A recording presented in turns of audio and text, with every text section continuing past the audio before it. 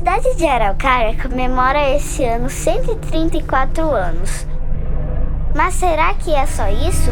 E se Araucária tiver uma história muito mais antiga, será que esquecemos de partes importantes dessa história?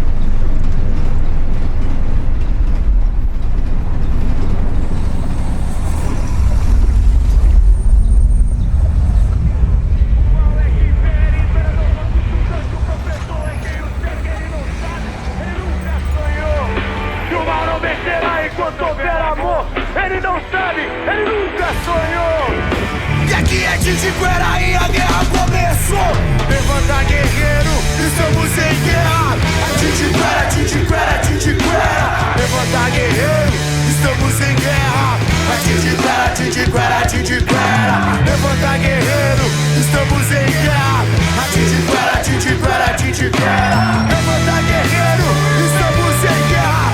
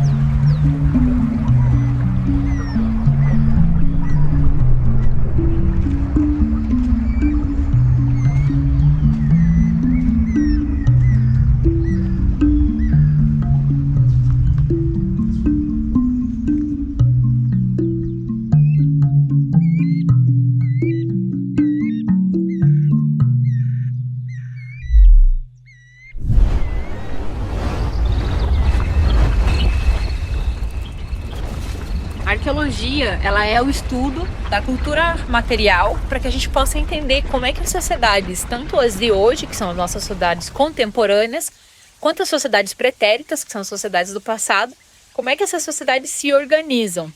Então, a partir daquilo que aquela comunidade ela vai produzir, os seus objetos, os seus materiais, e também das modificações que ela faz no ambiente que ela está, a gente vai tentar entender como é que essa sociedade, para que ela fazia esses materiais, quais os objetivos, como é que ela se organizava culturalmente, economicamente e socialmente. E a partir disso, entender um pouco mais sobre nós mesmos, sobre o nosso passado e sobre as nossas histórias.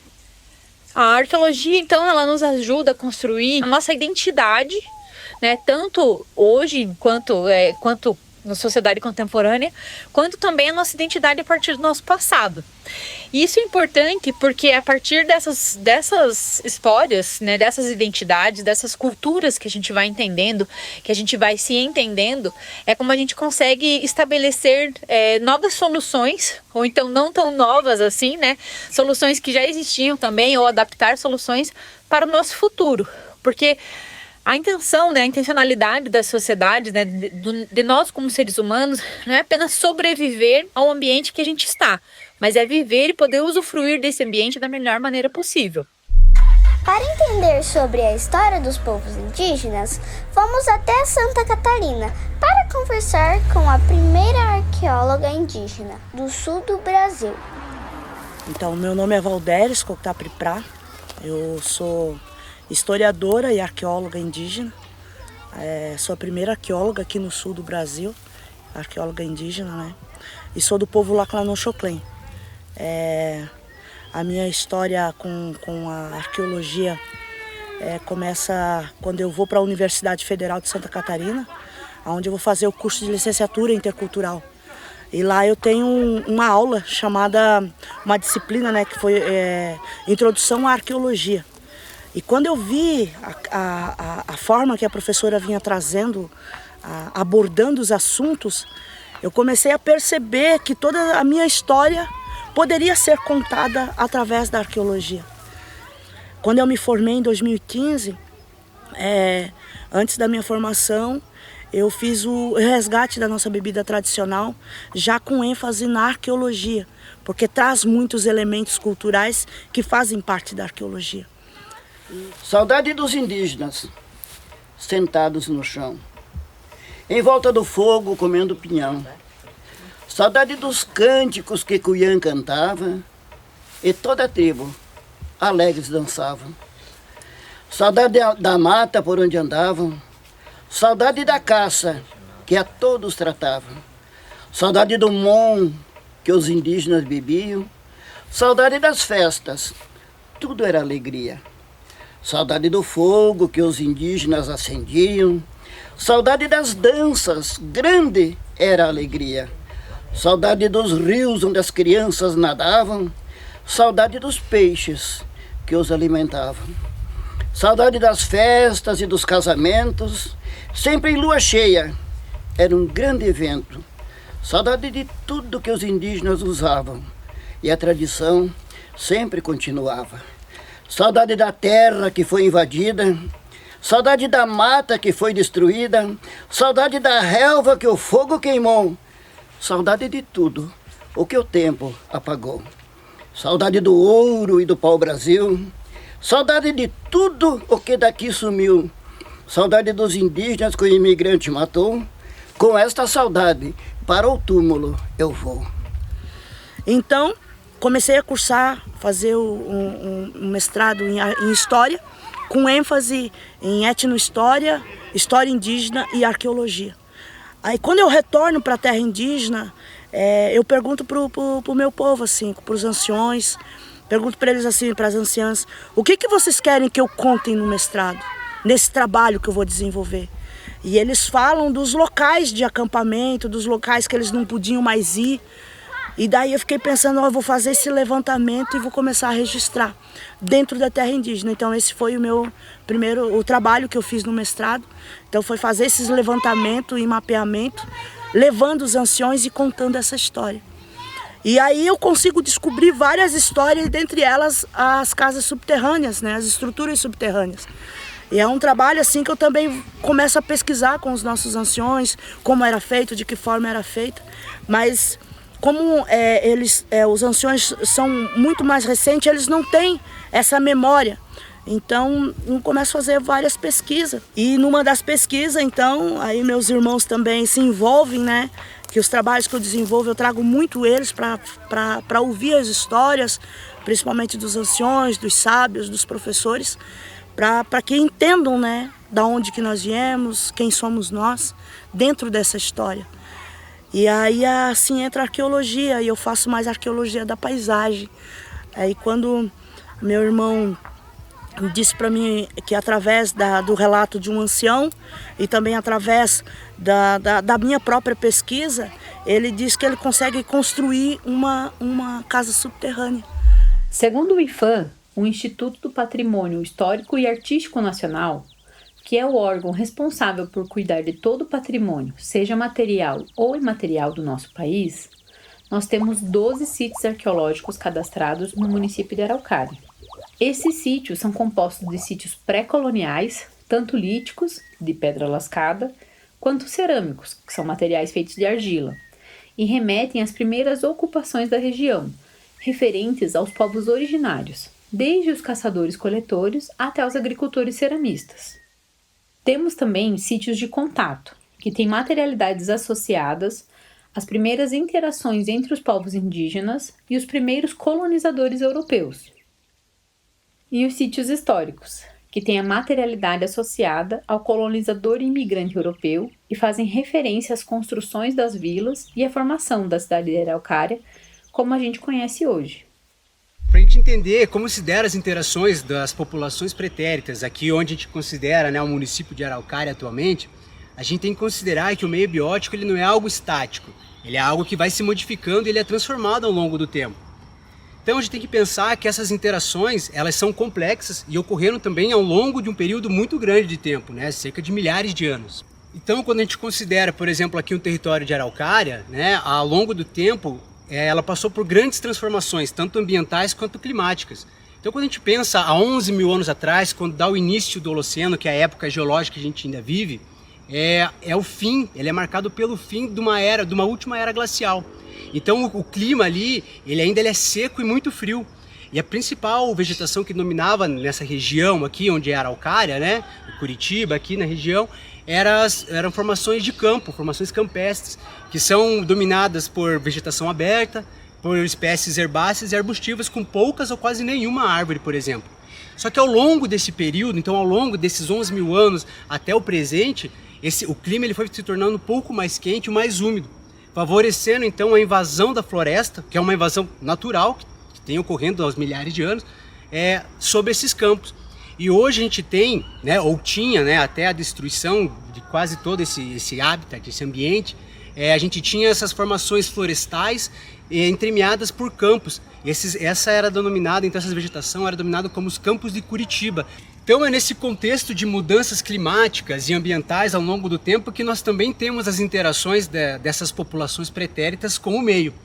E a gente tem que lembrar que essas populações eles eram formados por vários povos, né? Eram vários grupos étnicos. E eles tinham vários hábitos diferentes. Então nós temos, por exemplo, o que nós denominamos hoje como os grupos que eram caçadores e coletores, que eram populações nômades, né? Ou seja, eles não tinham habitações fixas, eles acabavam ocupando vários territórios diferentes, né? Caminhavam por esses territórios. Então a gente pensar que essas interações eram homogêneas e singulares é uma forma errada. Por quê? Porque cada grupo vai ter uma forma de lidar com esse ambiente. Assim como nós, né? Hoje, quando você pega um ambiente, uma paisagem, você tem uma forma de interagir, né? Digamos pessoalmente mesmo. Por quê? Porque ele vai considerar várias experiências. Vai considerar uma experiência coletiva como a cultura daquele povo, da população, ou a nossa cultura contemporânea, né? Com o ambiente. E até mesmo experiências individuais, como uma lembrança que você vai ter, ou até mesmo um carinho maior para esse lugar. Então isso também tem que ser considerado. Então, a forma como essas populações interagiam com o ambiente, com o meio biótico, eles eram baseados em ideias norteadoras e princípios únicos de cada povo, principalmente. Então, eles tinham suas formas singulares de lidar com o povo, não era uma forma homogênea. No passado, os grupos escolhiam o local para morar. Eles tinham tudo à disposição. Então, eles se instalavam onde havia água, em quantidade necessária, na quantidade necessária, fontes alimentares. Aqui nós temos o pinheiro como um principal fornecedor de alimento para eles, fora outros frutos que ocorrem na floresta. Caça, eventualmente pesca, então eles elegem aquele lugar para se instalar. E mesmo que mudem, um outro grupo, depois de décadas, volta e, coincidentemente, se instala naquele mesmo local. Nós encontramos na região de Mandirituba, que é próximo de Araucária, várias casas subterrâneas e aterros funerários também. Quando nós estávamos fazendo o trabalho de salvamento do aterro sanitário, Mandirituba, pessoas vieram me falar que ali, onde hoje tem uma praça em Araucária, perto do Rio Iguaçu, havia casa subterrânea que foi entulhada com as obras que aconteceram. São grandes depressões circulares que originalmente tinham mais que 3 metros de profundidade e eram cobertas com palha, quer dizer, uma estrutura de madeira coberta com palha, e eles habitavam no interior delas, especialmente em períodos de frio, durante o inverno. Aqui, que nós temos nessa região mais centralizada por Araucária, Mandirituba, elas começam a se manifestar no ano 1000, mais ou menos, 1000 depois de Cristo, e vão até 1490 depois de Cristo. Veja, um período grande de ocupações. Em 2 sítios dessa área que eu estou mencionando, nós encontramos superposições de ocupação. Quer dizer, o grupo se instalou numa época, saiu, mudou e voltou numa outra época. E, coincidentemente, se instalou no mesmo lugar.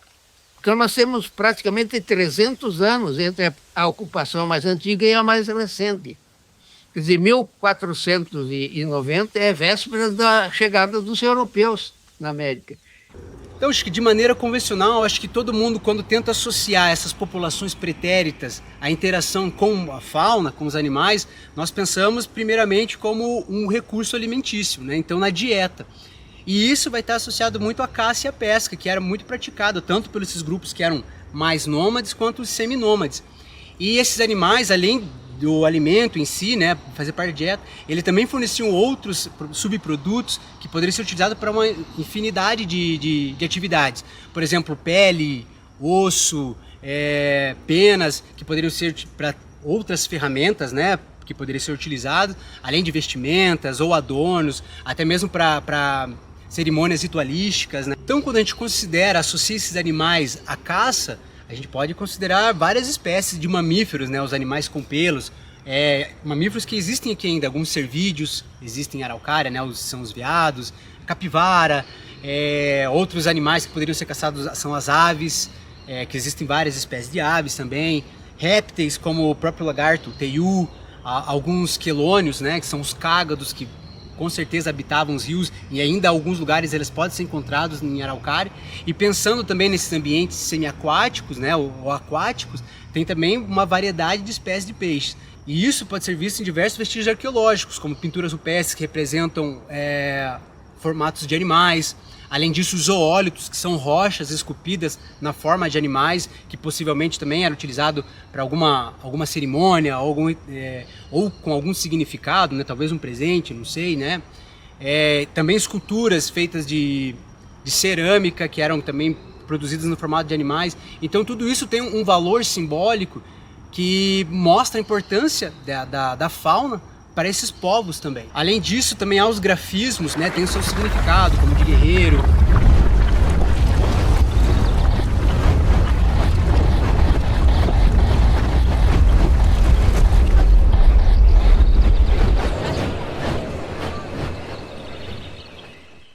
Quando a gente considera as plantas, elas sem dúvidas foram fundamentais para esses povos, né? Basta a gente pensar na nossa sociedade contemporânea, né? A nossa alimentação mesmo, ela é majoritariamente baseada em espécies vegetais. Então as plantas, elas são muito importantes, né, para a ocupação humana e até mesmo para a manutenção da biodiversidade. Então, tentando recriar esse cenário ambiental, a gente pode ver que as plantas, né, as diversas espécies que estavam aqui e ainda continuam aqui, elas tinham importância tanto como alimento direto ou como combustível, né, para o fogo, por exemplo, para cozimento de alimentos, defumação, para produção de cerâmica. Além disso, também para a produção de cinzas para outras finalidades. Além disso, também elas poderiam ser utilizadas como em cerimônias ritualísticas ou culturais também, né? Além de terapêuticos. E muitas dessas informações, infelizmente, a gente se perdeu, tanto pelo genocídio desses povos, né? Quanto pela conveniência que nós tivemos na nossa sociedade contemporânea em reduzir o nosso contato com esses povos e também com a natureza em si, né? Então a gente perdeu muita informação em todo esse processo. Nesse contexto de alimentação também, nós temos aqui em Araucária dezenas de espécies frutíferas, por exemplo, que fornecem frutos, né, ao longo de diversas estações do ano, que poderiam ter sido utilizadas, como a pitanga, a guaviroba, o ariticum. São espécies que ainda ocorrem aqui, né? E tem tantas outras que já não ocorrem mais, principalmente pela degradação do hábitat, né, dessas florestas. Além disso, a gente também pode considerar outros usos, como por exemplo as palmeiras nativas que nós temos aqui na cidade de Araucária, como o butiá, o jerivá, que tanto os seus frutos são comestíveis, quanto as suas folhas elas poderiam ser utilizadas como cobertura para abrigos ou construções, como mostram vários trabalhos etnográficos. E também as diversas espécies de taquaras, que elas poderiam ser utilizadas para cestaria ou para armadilha, né, tanto de caça e pesca, que também foram muito importantes para esses povos, que são utilizadas até hoje por populações indígenas contemporâneas. Outra interação muito importante desses povos com a flora foi o desenvolvimento de técnicas de agricultura. Então a agricultura, ela surge há milhares de anos atrás em diversos lugares do mundo de forma paralelas, então uma talvez não tenha influenciado a outra. E dentro dessas espécies vegetais, uma merece grande destaque, que é a araucária, né? A araucária, ela é uma espécie de pinheiro, então ela não vai produzir flor e nem fruto, mas ela vai produzir uma semente muito nutritiva, que é o pinhão. O pinhão, então, ela é uma semente que tem um imenso valor energético, então ela produz muito carboidrato. Então, nutricionalmente, ele é muito rico, porque ele vai ter muitos nutrientes como magnésio, cálcio, além de tantas vitaminas que são essenciais para a manutenção do organismo. E, além disso, ela apresenta uma quantidade de fibra muito grande, até mais do que a castanha de caju ou castanha do Pará. E isso, né, dá uma sensação de saciedade com a menor quantidade de pinhão consumido, por exemplo, o que é muito interessante. Outra característica que destaca a importância da araucária aqui para os povos pretéritos é a gente saber que ela vai produzir suas sementes no inverno. Então, quando há pouco recurso disponível, né, a araucária vai estar disponibilizando ali o pinhão que vai ser coletado por esses povos. Além disso, né, essas regiões onde tem maior densamento de indivíduos de araucária, eles também se tornam locais de caça, porque essas sementes elas vão ser predadas por outros animais. Então, eles também poderiam utilizar essas áreas como local de caça. E essa disponibilidade do pinhão aqui nessa região é apontada como uma das causas da chegada desses povos vindo de diferentes locais do Brasil, né, ou até mesmo da América do Sul. E essa forte relação, então, dos povos pretéritos com a araucária, ele não se baseava somente na dieta, né, a partir do pinhão. Mas eles tinham também na araucária uma associação muito forte com simbolismo e espiritualidade. Com rituais e cerimônias onde a araucária ele acaba se tornando o elemento central nessas manifestações culturais. Então a floresta como nós temos hoje possivelmente pode ter uma origem antropogênica, como a gente vê em outras feições florestais, por exemplo, na Amazônia ou até mesmo em Cerrado. O que mostra então a interação desses povos, né, com a floresta com a araucária.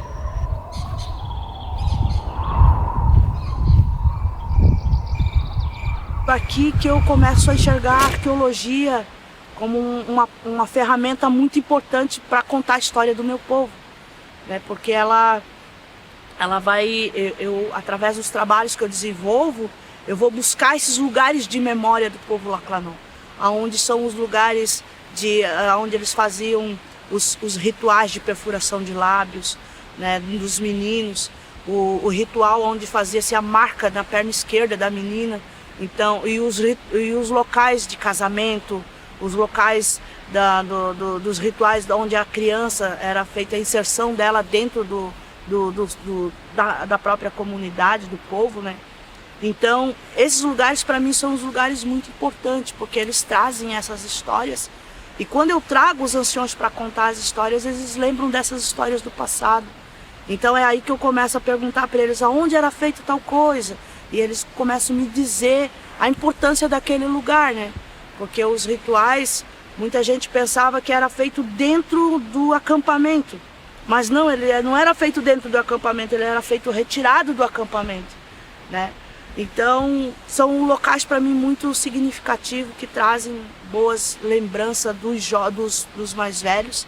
E isso para mim tem ajudado muito nos trabalhos que eu tenho desenvolvido. Dizer também que através desses trabalhos que eu desenvolvo, foi também um momento que eu começo a fazer a recuperação da nossa bebida tradicional, que é o mon.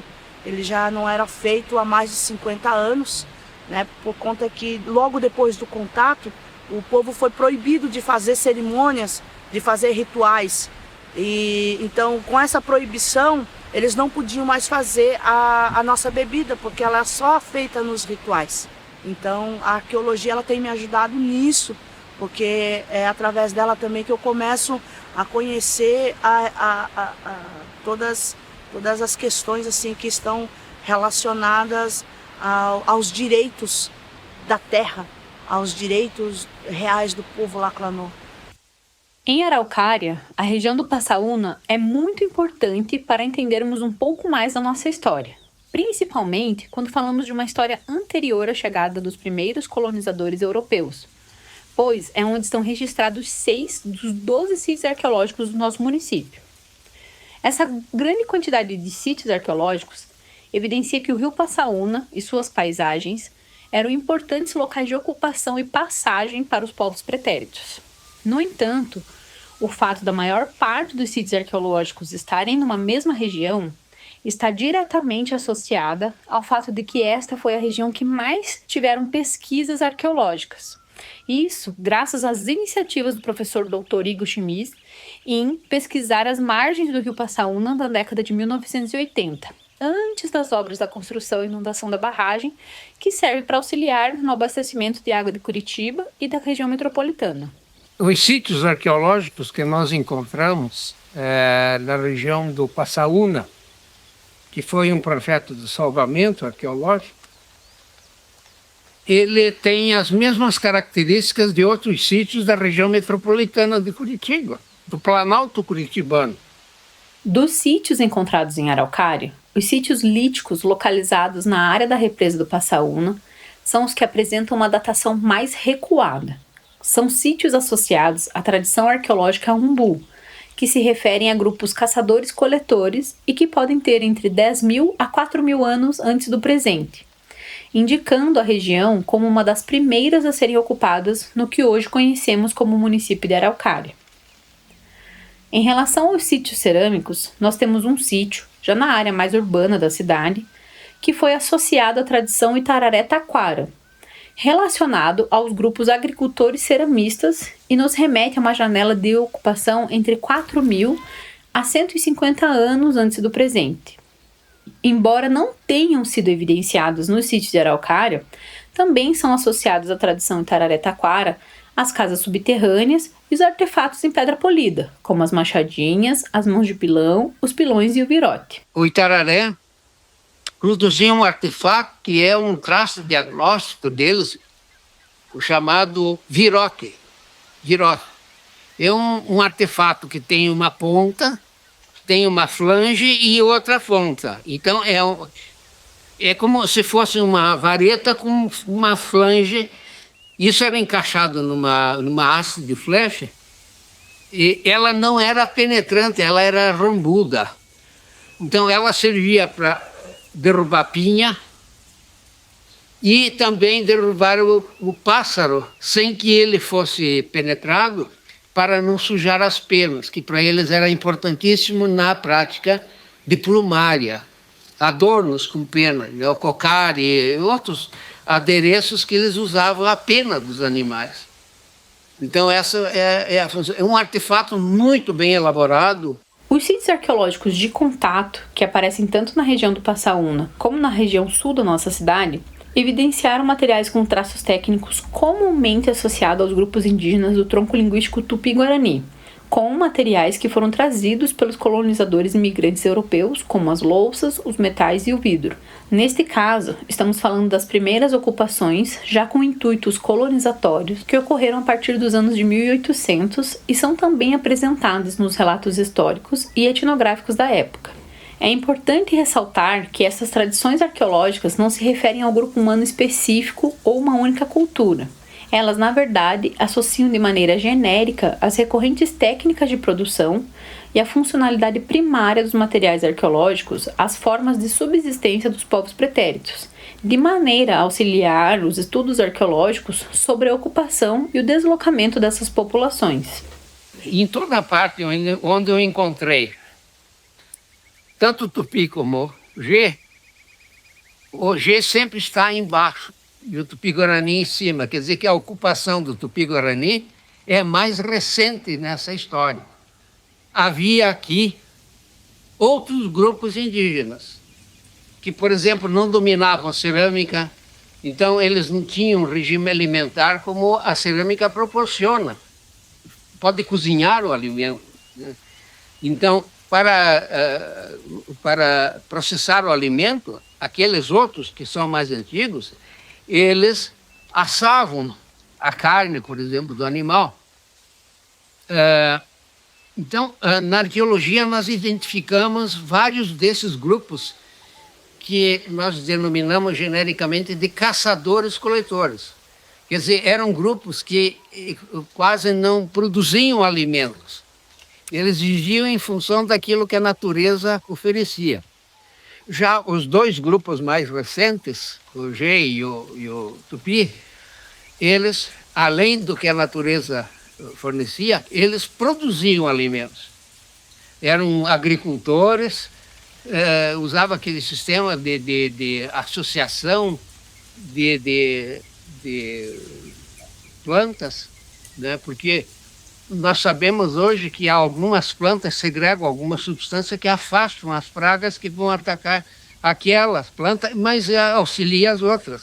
Então é uma plantação associada, Não é como a nossa, que é a monocultura, que a gente olha aquela vastidão de soja ou vastidão de milho, que é muito sujeita à praga, né? Por isso o uso excessivo de pesticidas para combater as pragas. E então esses mais recentes produziam alimento. Os anteriores só dependiam daquilo que a natureza lhes oferecia. Então nós vemos aí duas situações. Os produtores de alimento já podiam compor populações maiores, porque eles já tinham uma garantia de alimento, além daquilo que coletavam e caçavam, pescavam, aquilo que plantavam, né? Como os caçadores-coletores já tinham uma restrição de fonte alimentar, os grupos eram menores e se movimentavam com mais rapidez, porque o ambiente esgota. A caça continuada esgota e animais que não são caçados se afugentam, então eles tinham que procurar outro local.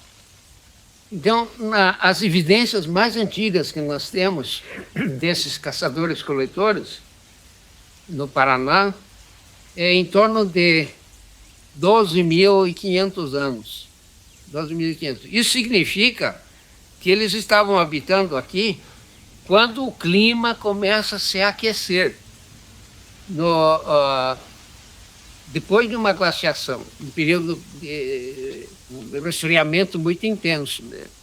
Então eles começaram a ocupar, geralmente se aproximavam de áreas onde havia florestas, que são as encostas das montanhas, os vales fluviais. Ali havia umidade e que faltava nas partes mais esparsas, como os Campos Gerais, aqui do Paraná. E então nós temos vários grupos que se instalaram no Paraná com essas características, mas eles são diferenciados na maneira de produzir os seus artefatos. Alguns usavam flechas com ponta de pedra, de lascada. Outros não usavam isso, mas provavelmente usavam outras coisas, como ponta, né? Nós temos um Paraná e um Brasil sendo ocupado constantemente por grupos humanos que se instalam para explorar o ambiente, como nós viemos depois. O que o arqueólogo está tentando entender agora é como era a estrutura social desses grupos, quer dizer, refinar aquele conhecimento. Nós temos um material que é escavado e analisado, que dá as características do grupo. Felizmente, cada grupo produzia de uma maneira as coisas, senão o arqueólogo não teria como estabelecer as diferenças de um para outro, né? Mas a maneira como eles dispunham no espaço, as atividades, nós entendemos alguma coisa da organização social deles também. E muito auxiliado pelo conhecimento que se tem, pela etnografia, daquelas populações mais antigas que foram visitadas por viajantes no século XIX, por exemplo, e que estudavam como era a organização social deles. Se nós olharmos o mapa do Paraná, vamos ficar só no Paraná, inclusive essa região aqui, e verificarmos os nomes das cidades, os nomes dos acidentes geográficos, rios, montanhas, e a vegetação, nós vamos ver os nomes indígenas que estão ali. Quer dizer, Iguaçu a etimologia é indígena. É água, rio. Guaçu é grande, né? E assim, Paranapanema e outros. Antes da Araucária ser Araucária, como é que era? Tindicuera. O que significa Tindicuera? Onde havia muito índio tingui. Tingui é Tupi-Guarani. E assim por diante. Curitiba. Curitiba é uma denominação de origem indígena. Piraquara. E assim por diante. E hoje, o meu trabalho que eu desenvolvo é um trabalho muito colaborativo assim, com o meu próprio povo. É uma arqueologia indígena que eu desenvolvo, né? Trazendo as nossas histórias, buscando a história. O que eu oriento os professores, né? Para estar trabalhando mais com as cantigas, né? Que eu traduzo do português para a língua materna Lacanoxoclém, e músicas também, né? Músicas que eu traduzo, cantigas, e também fizemos assim com os cantos tradicionais. Então, através dessas cantigas e músicas traduzidas, né, o aprendizado das crianças na língua é melhor, porque ali eles tanto falam, né, porque quem não fala o Lacanoxoclém aprende a fala, né, e a escrita. Quem já fala a língua materna, então ele aprende a escrita. Alfabetiza a criança através daquele texto na língua materna Lacanô. Então agora eu vou cantar a musiquinha da borboleta em Lacanoxoclém.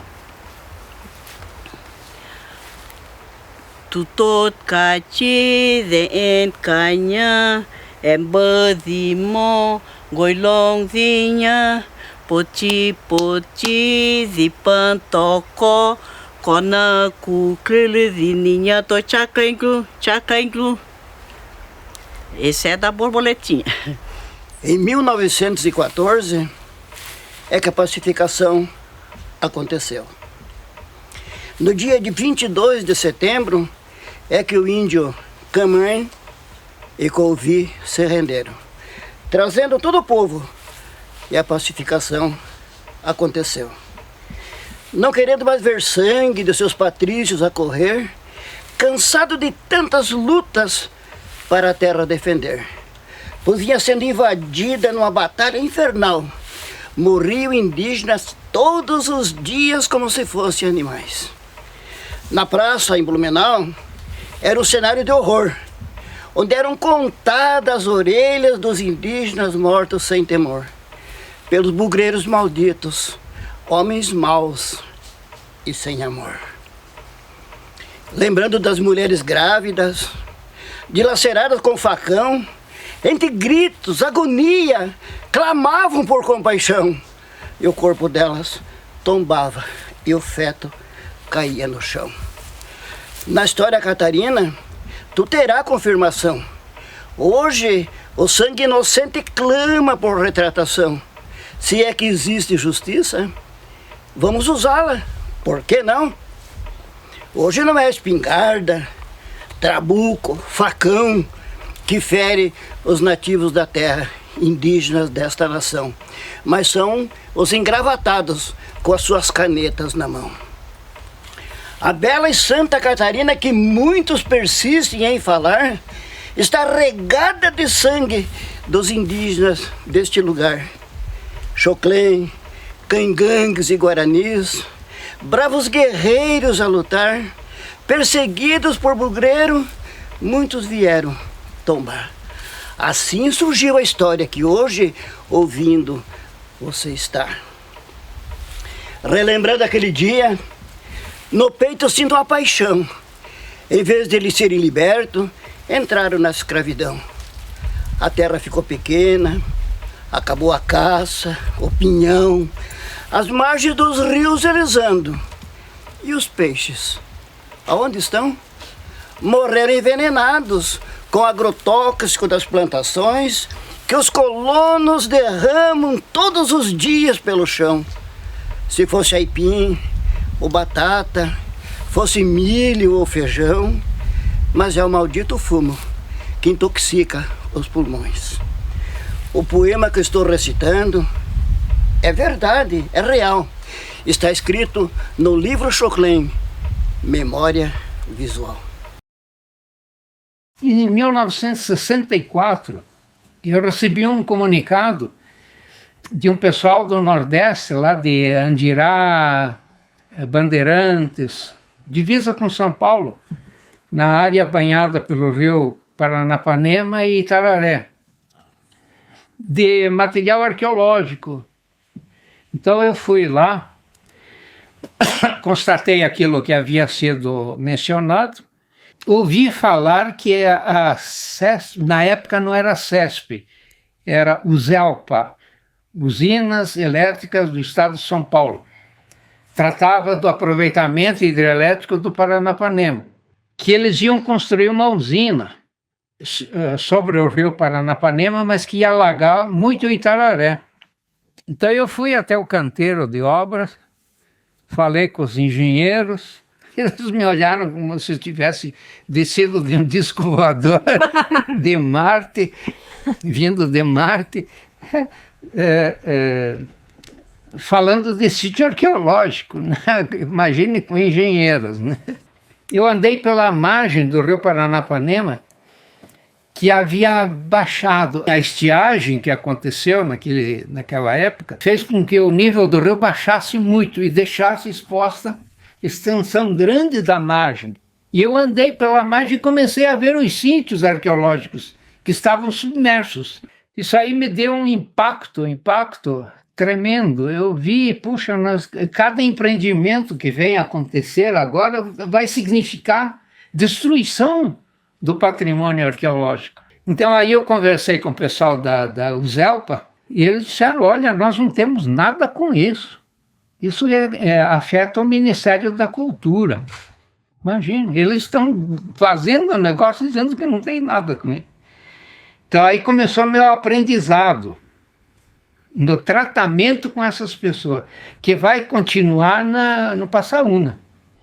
Aí eu comecei a ouvir referências a um reservatório que a Sanepar ia construir no rio Passaúna, pegando então o rio Passaúna, que faz divisa entre Curitiba, Araucária e Campo Largo. E entrei em contato com a Sanepar. Então, quando eu comecei a conversa com o pessoal da Sanepar, o mesmo comportamento dos engenheiros do primeira tentativa de salvamento arqueológico na hidrelétrica. O pessoal não sabia como é que a gente vai encaixar isso nesse nosso trabalho. Tá? Eu notei que seria muito difícil a realização. Chegou um momento que eu, falando com um dos administradores, eu disse, olha, eu vou realizar esse trabalho, nem que eu tenha que pedir esmola na Rua 15. Mas eu continuei insistindo. Esse assunto estava sendo tratado pela Secretaria Assuntos Internos do Paraná, e eles criaram uma coordenação para resolver o problema do Passaúna, né, do reservatório para abastecimento de água da Grande Curitiba. O reservatório era previsto para 12 quilômetros quadrados, mas havia muita resistência da população local, porque o reservatório significa a invasão das terras pela água. Então houve um movimento dessa comissão, eu fui incluído na comissão, para tratar da arqueologia, mas acabei me metendo em outros assuntos, como, por exemplo, a diminuição da capacidade do reservatório. Então conseguimos que dos 12 fosse reduzido para 10. Isso significou bastante. Uma outra coisa que eles queriam fazer é que em cima da barragem passasse uma rodovia. Imagine, uma rodovia passando ao lado de um reservatório de água para a utilização da população. Então foi anulado. Aí surge um outro problema. Eles iam ajudar de alguma maneira a realização do trabalho, mas não de forma suficiente. Havia uma outra dificuldade: pessoal para trabalhar na área. Pessoal que tivesse um conhecimento, não precisava ser muito aprofundado, mas que soubesse trabalhar na área. Aí eu conversei com a Eletrosul, que estava planejando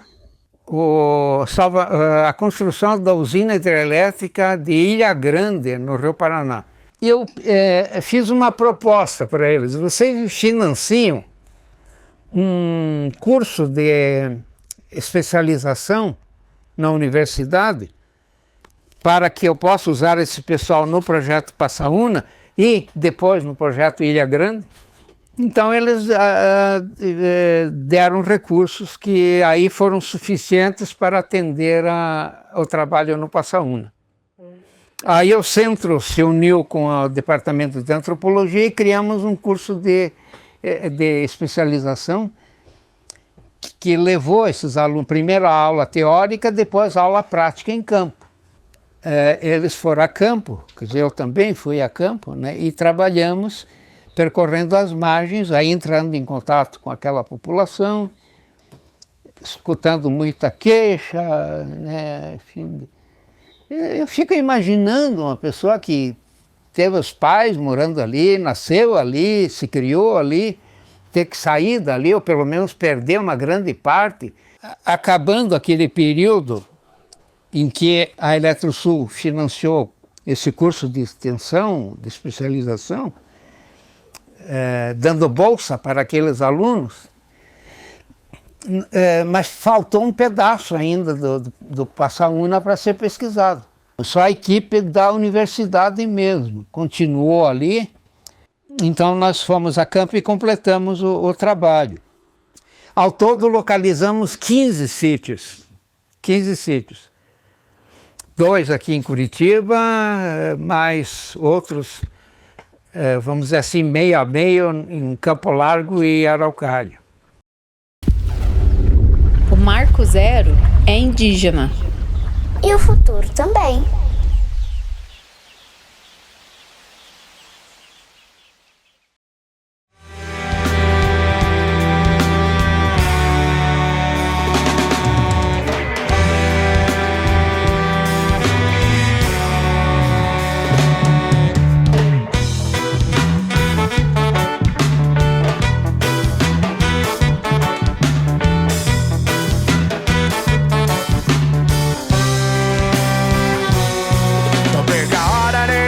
Siga em frente, conte com a sorte, procure estar contente.